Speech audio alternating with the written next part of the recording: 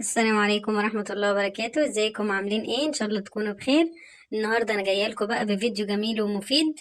عندنا طبعا ولادنا في فتافيت الفينو وفتافيت العيش الشامي، مش عارف ايه، اي حتة كده ولا كده مش هنرميها من هنا ورايح، مش هنرميها، هنعمل بيها حاجات حلوة جدا.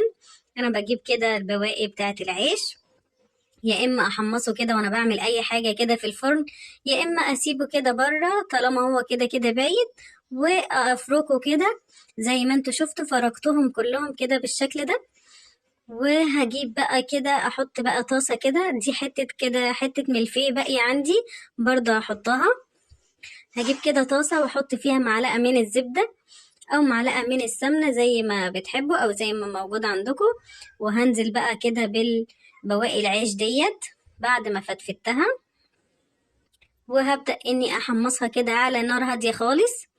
يا اما تجيبوا يا جماعة العيش وتحمصوه زي ما انا قلت لكم، يا اما هتسيبوه كده كده هو بايت فهتسيبوه هيتفرول معاكم وتحمصوه. عندك بقى بواقي جلاش، بواقي ميلفي زي ما انا وريتك، بواقي كنافة، اي حاجة مش هترميها من هنا ورايح، هتعملي بيها حاجات حلوة جدا وهتبسطكم وتبسط ولادكم.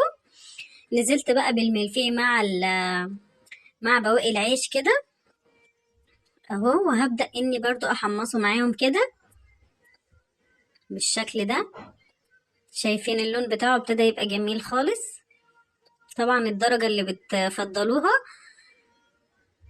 اهو.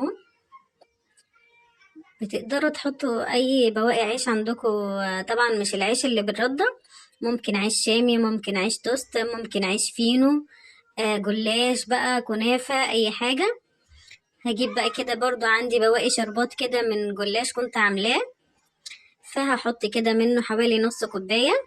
طبعا السكر زي ما بتحبوا. عايزين الطبقة ديت يا جماعة تكون طرية، هتخلوا الشربات خفيف. عايزين الطبقة ديت ناشفة ومقرمشة زي البسكوت كده، هتخلوا الطبقة ديت، هتخلوا قصدي الشربات ده تقيل. انا بكده برشرش بس كده الشربات. عايزين بقى بعد الخطوة ديت تحطوها في صينية وتعملوها وتقطعوها، يعني بقية الوصفة تعملوها بطريقة كده في صينية وتحطوا عليها الحاجة اللي هتزينوا بيها، هيكون حلو. مش عايزين هتعملوا زي أنا عملت كده كاسات، حطيت كده في كل كاس معلقتين كده من العيش ده. عايزة اقول لكم ان هو كده حتى كده طعمه جميل جدا، يعني ممكن حتى لو مش هنزين بأي حاجة هناكله كده عادي، مش هيجرى أي مشكلة يعني. اهو بالشكل ده. حطيت في كل كيس كده معلقتين، معلقتين ونص، وهبدأ كده أضغط عليهم كده شوية اهو بالشكل ده.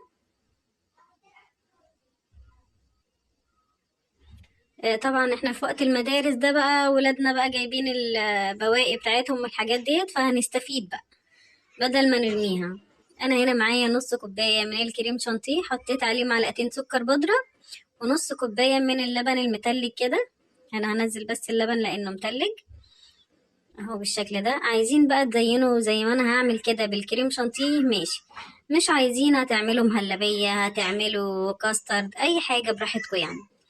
انا بس كده بخلط من غير المضرب الاول علشان ما يطيرش مني، وبعدين هبدأ اني اضرب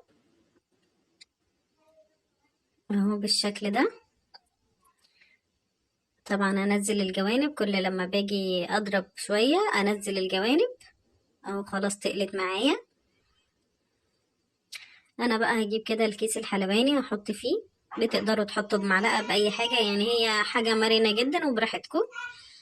وهبدأ كده أعمل وردات كده من الكريمة فيها اهو بالشكل ده. يعني براحتكم خالص بقى في التزيين وفي التقديم، دي حاجة ترجع لكم. المهم ان احنا هنستفيد بالعيش ومش هنرميه تاني. جانا بقى بنتي حبت تشارك كده، وهي اللي عملت الكيس ده